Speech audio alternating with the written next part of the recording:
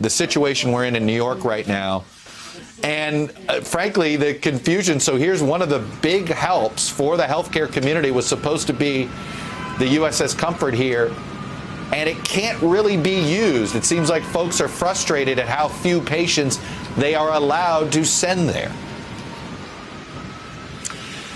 And they're demanding that the ship accept COVID patients. That was one of the protocols. They were not going to do that. They're not going to do that. And they have just accepted 20 patients. You know, the day here began with a call for everyone to wear face coverings, masks or some kind of face covering, because of the fear of people who are asymptomatic spreading the virus.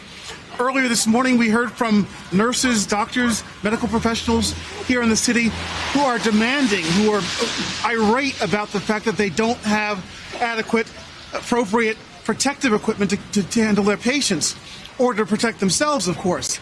Some described it as a suicide mission going to work every day.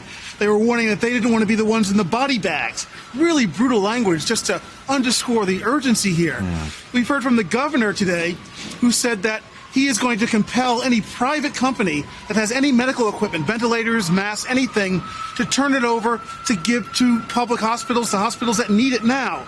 And we heard the mayor just say that he has been on with the chairman of the Joint Chiefs of Staff, demanding and requesting again and again and again that the military play a major role here, come here in the thousands. Right. He's also called for a draft, essentially, of medical professionals across the country to come here to New York to just help.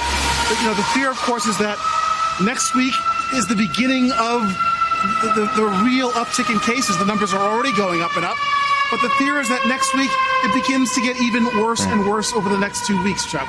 So, yes, I mean, there is a huge disconnect between we have the Washington, what's being said there, and what's happening here on the ground. It's just light years apart in terms of what the feeling is about this in Washington versus here on the ground in the real world.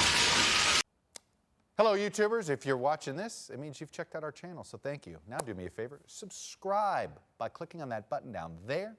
Click on any of the videos to watch the latest interviews and highlights from MTP Daily and MSNBC. You can get more Meet the Press content every morning in the First Read newsletter. If you're tired of content that you don't know anything about where it came from, you don't have to have that problem with us.